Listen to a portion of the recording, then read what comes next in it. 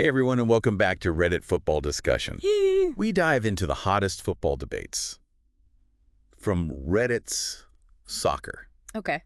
Other communities too, Right. but mainly soccer. Yeah. In this idea, a decade of decline at Manchester United. Oh, yeah. This has been bubbling online for a while now. Definitely. And today, Mm. we're going beyond the memes Okay. and diving deep into the financial controversies swirling around the club, All right. especially since the Glazers took over back in 2005. So what's fascinating about this is that it goes beyond wins and losses on the pitch. Okay. We're talking about financial decisions, Yeah, cost-cutting measures, right. impact on player development, how it all ties into the club's identity. It's almost like Manchester United has become a case study Yeah. in how money can impact a club's legacy. Yeah. We've got a stack of articles here, and they paint a pretty wild picture. So let's start at the beginning, shall we? Sure. The Glazer takeover in 2005. This whole leveraged buyout, or LBO strategy, Uh-huh. it sounds pretty complicated. Imagine, you're buying a house, Okay. but instead of putting down a big chunk of your own money, Okay. you borrow most of it, promising to pay it back later. Right. That's essentially what the Glazers did. Okay. They loaded the club up with over $500 million in debt to buy it, with the club itself on the hook for repayment. So instead of splashing cash on star players or upgrading Old Trafford, they were stuck making massive interest payments. Exactly. That sounds rough. By 2015, the club had already paid over £1 billion in interest alone. Wow. Think about how many world-class players you could sign with that kind of money. Yeah. It's no wonder fans were upset, feeling like the club's potential was being sacrificed. And those payments didn't just disappear, right? The articles mention Manchester United was still shelling out millions annually just to service that debt. Absolutely. Yeah. In 2020-21, they paid $20.5 million in interest. Okay. And the following year, another $18.2 million. Jeez. That's money that could have been reinvested in the squad, youth development, or even keeping ticket prices down for loyal fans. It seems like the club was starting from a financial disadvantage. Right from the Glazers' arrival. Yeah. Then you add Sir Alex Ferguson's retirement in 2013 into the mix. Oh, yeah. Talk about a turning point. Ferguson's departure wasn't just about losing a brilliant manager. Okay. He was the heart and soul of Manchester United, a symbol of their dominance. Right. Replacing him was always going to be impossible. Yeah. But the added financial strain made it even harder to find stability. And it's not just about finding a new manager, right? Yeah. The club's identity, its culture, that all seemed to shift after Ferguson left. Precisely. It's like losing the captain of a ship in the middle of a storm. Oh, wow. And then things get even more controversial recently with INEOS stepping in. Yeah. They own a minority stake. But in October 2024, they made a decision that sent shockwaves through the fan base. Okay. They terminated Sir Alex Ferguson's role as a global ambassador. Wait. They let go of Sir Alex as a cost-cutting measure. That's bold. Even Eric Cantona, a Manchester United legend, publicly slammed the decision. He called it a lack of respect for the club's history. Yeah. It shows how these cost-cutting measures under INEOS, while maybe intended to improve the bottom line, can really alienate the people who care most about the club. Speaking of cost-cutting, the articles detail some pretty drastic moves. Okay. Staff reductions, salary cuts for club legends, even getting rid of perks like match-day food allowances and Christmas bonuses. Right. It's a far cry from the glory days. On the surface, you can see the logic. Okay. Reduce expenses to address the financial situation. Yeah. But what's the long-term cost? Staff morale, the club's reputation, the sense of community. Yeah. It's a delicate balancing act. We're about halfway through, and we hope you're finding this analysis insightful. If you are, a quick like and share would be greatly appreciated. It helps other football fans find this content too. Now let's get back to it. The articles also mention that ticket prices for children and pensioners were raised. Okay. That seems like adding insult to injury for the loyal fans who stuck with the club through thick and thin. It raises a question about priorities. Are these measures really about saving the club? Or is it squeezing every last penny out of fans to cover past financial missteps? The optics aren't great. It definitely feels like the pressure is mounting. But let's get into how this financial turmoil actually affected what happened on the pitch? Sure. Did the players feel the impact of these decisions? Let's talk about Harry Maguire. Signed for a record $80 million. Wow. He became the poster child for the club's questionable transfer strategy. He certainly became a target for critics. Yeah. But was it all his fault? Or was he set up to fail in a system that wasn't built for success? That's the key question. Was Maguire simply not good enough? Or was he a symptom of a deeper problem? A club desperate for a quick fix, overspending on players who didn't fit the puzzle, all while neglecting the development of existing talent. And Maguire's not alone. Luke Shaw, another big money signing, arrived with high expectations, but hasn't consistently reached his full potential. Yeah. It makes you wonder if the club's environment, with all the financial pressure and instability, was actually hindering player growth. It's like trying to learn a new skill in a chaotic, noisy room. Right. You need the right environment to thrive. Yeah. And then there's the whole David De Gea saga. Yeah. He was a fan favorite, but his form dipped.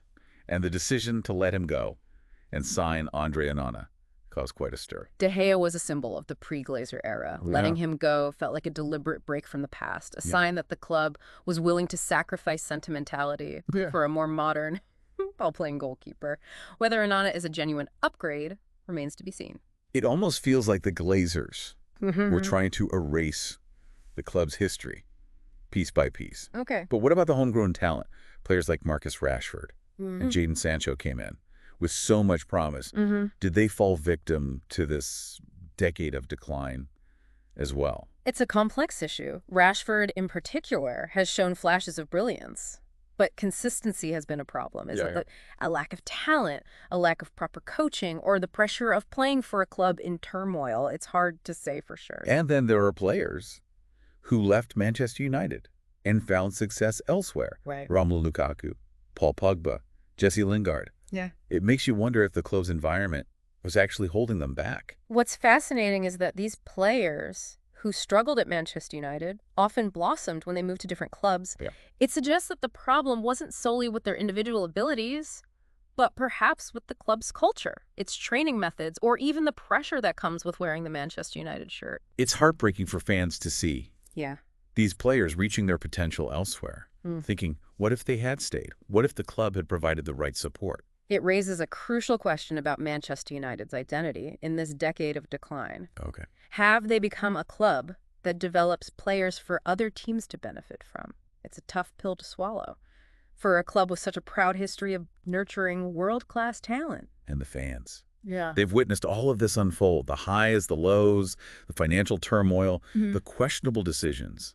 Their loyalty has been tested time and again. The fans are the heart and soul of Manchester United. Yeah. They've stuck with the club through thick and thin, but their patience is wearing thin. Yeah. They deserve a team that reflects their passion, a team that competes for trophies, a team that honors the club's legacy. So where does this leave Manchester United now? We've talked about the debt, the cost-cutting, the impact on players. What's the overall picture? We're looking at a club grappling with its identity, a club burdened by financial constraints, struggling to attract and develop top talent, and facing growing discontent from its fan base. The decade of decline has taken its toll. It sounds like they're at a crossroads. What needs to happen for Manchester United to turn things around? What steps can they take to restore their former glory? It's a complex problem with no easy solutions. Addressing the debt is crucial. They need to explore options like refinancing or attracting new investors, even if it means relinquishing some control. Right. But it goes beyond just money. They need a clear vision, a coherent transfer strategy, a commitment to developing young talent, and most importantly, they need to rebuild the trust with their fan base. But what about the immediate future? Can Manchester United compete with the likes of Manchester City and Liverpool, clubs that seem to have figured out the formula for success? Competing at the highest level requires stability, both on and off the pitch. They need a manager who can instill a winning mentality, a system that maximizes the potential of their players, and a sense of unity that permeates throughout the club. It's a tall order, but not impossible. It sounds like Manchester United are facing an uphill battle. Yeah. But they've overcome challenges before. They have this incredible history, this global fan base. It's hard to imagine them fading into obscurity. What's interesting is that their situation isn't unique. Oh, Many great clubs have gone through periods of decline. What separates the ones who bounce back is their ability to learn from their mistakes, yeah. adapt to the changing landscape of the game, and most importantly, reconnect with their core values. So in a way, Manchester United's future is kind of a blank slate. It's up to them to write the next chapter. Yeah. But what does that look like? What are some concrete steps they can take to get back on track? Addressing the debt is paramount. It's the anchor dragging them down, refinancing, attracting new investors, even a potential sale.